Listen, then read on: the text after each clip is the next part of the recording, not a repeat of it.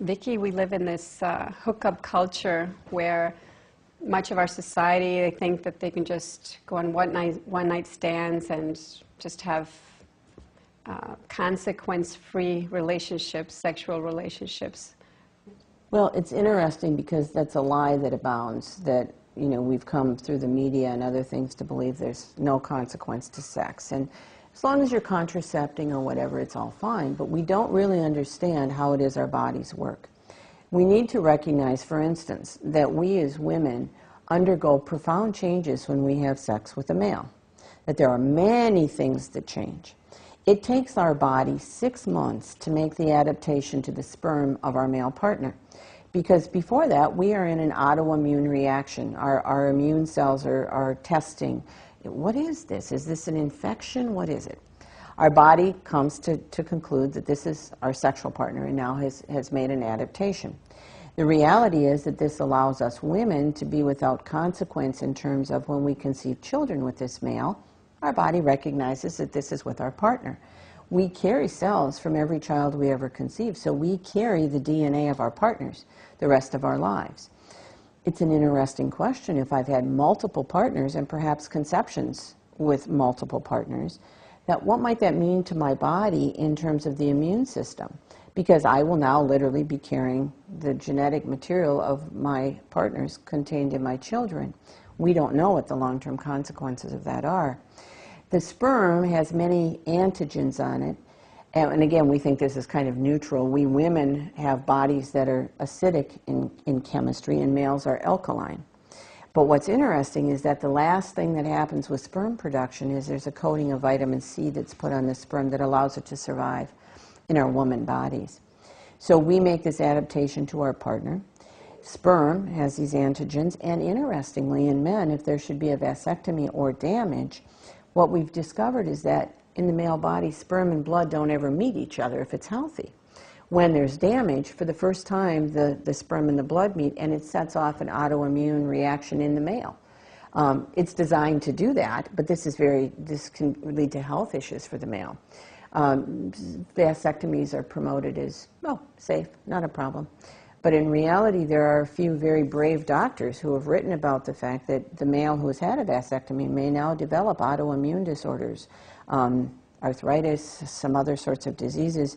There's also the question, of course, of where does the sperm go, which can create some very uncomfortable things for the male. But there's more, again, also for the male. The reality is that seminal fluid, which we think of as kind of a carrier, it just kind of gets the sperm where it needs to go, is in fact biochemically very active. There are more than 30 different compounds that are contained in the seminal fluid. Different kinds of sugars, things like zinc, which would enhance our, as women, autoimmune system so that we might not contract diseases from pathogens that would be present in intercourse.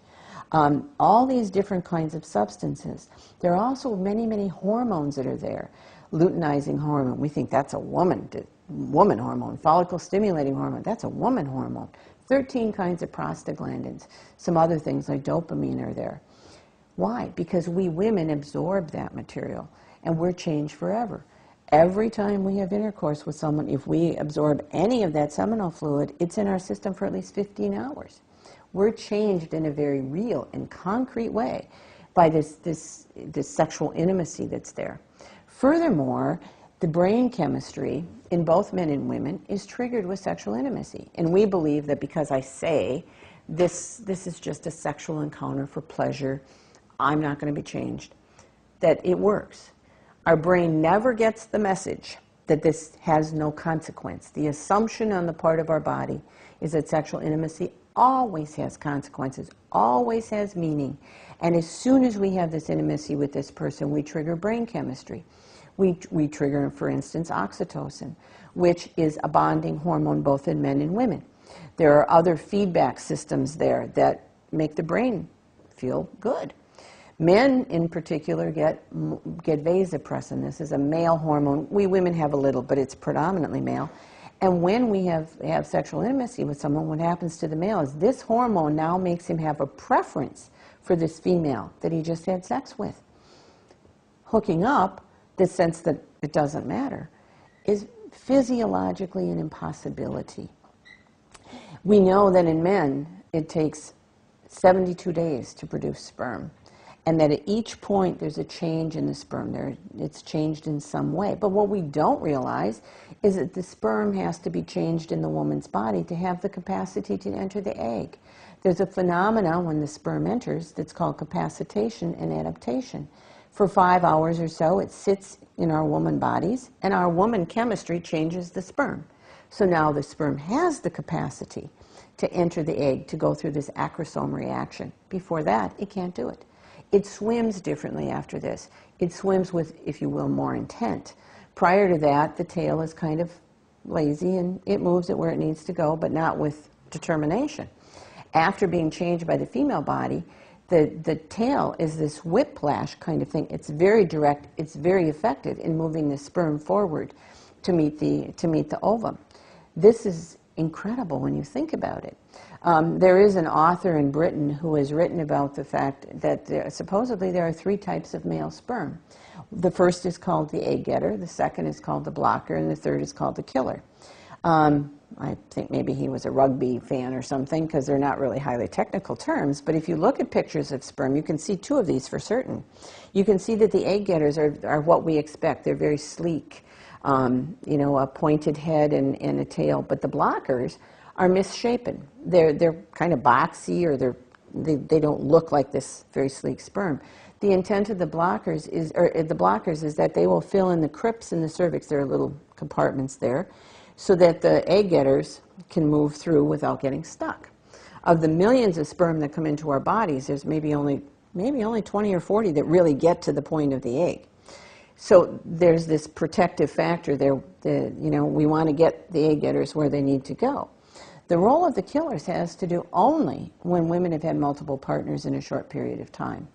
These are very poisonous little sperm, and their intent is to kill the sperm of the other male. So effectively, there is a sperm war that goes on in the woman's body when there have been multiple partners.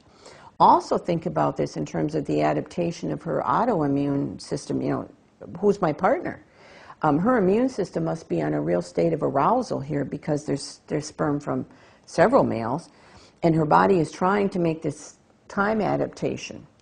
And what happens, this is purely a question that I don't know the answer to, but what happens when I've had many partners and my body hasn't made this 6-month adaptation to the recognition that this is my partner? Now, you can get pregnant before this. You can get pregnant the first time you have sex. In fact, there's always a question sometimes from young people. They've been told you can't get pregnant the first time you have sex. But the reality is that we women are interested in sex. We're more arousable at the time of ovulation. Males around us perceive that we're ovulating by scent. They have an elevated testosterone level. They're more interested in sex. And sex happens, and pregnancy happens. And people are surprised by, how did that come to be? But the awareness that we're different. To know also that we women are very conditionable at the time of ovulation. This is some media effects research, and they had shown an erotic movie to women who were ovulating, and all of the women had an erotic response to this movie. They showed the same movie to women at other phases. We have different stages of our cycle. We have the follicular stage, when the little follicles on our ovaries are developing. We have the ovulation stage, when one of the follicles breaks loose and the ovum is released in our body. And then the last stage is the luteal phase, when the little place on the ovary where the ovum was released becomes a major chemical factory, keeping the ovum alive to see if there is a pregnancy, and if there is, then keeping the baby alive until the baby builds its placenta. But this awareness here that during ovulation we're arousable. They showed the same movie to a group of women at these other phases, and there was a consistent response, but it was that it was basically a very stupid, dirty movie. No erotic response. But the woman who saw this film once during ovulatory phase had an erotic response shown in the movie. Now, again, at any point in her cycle. The anthropologists talk about the fact that this is perhaps why, if we have sex with Mr. Wrong when we're ovulating, we now are hooked to Mr. Wrong. We all know that Mr. Wrong leads to Mr. Wrong number 2. So this awareness of how this give and take, this dance, if you will, between men and women is so important, and it's so critical that we as women and men understand there's a lot more going on in our bodies than we've ever been told, so that we can, A, make really good choices about this. Do I want my body to be changed by this male? If I'm going to have sex with him, I am going to be changed by him. And we don't even know what some of the long-term consequences of this are, but we know that she's absorbing the material. And, you know, how do I want to live my life? How do I want to be changed by my partner? What consequences might there be if I make these choices where I have, you know, repetitive sexual partners? We don't know what some of these long-term consequences are. We do know, for instance, that the woman who has multiple partners in a short period of time may develop an infection that's called bacterial vaginosis, which is a very serious infection. And what happens is that the chemistry of her genital area has been changed, and now the bacteria that can grow there are what are called anaerobic bacteria. Those are always serious infections. Again, what we think is simple, what we think is without consequence, in fact has serious long-term consequences. And, you know, the more I learn about this, the more I'm in awe that nature, God, has built us in this way to be complementary to each other, that we truly are changed by our partner and really become one in terms of this. Thank you, Vicki.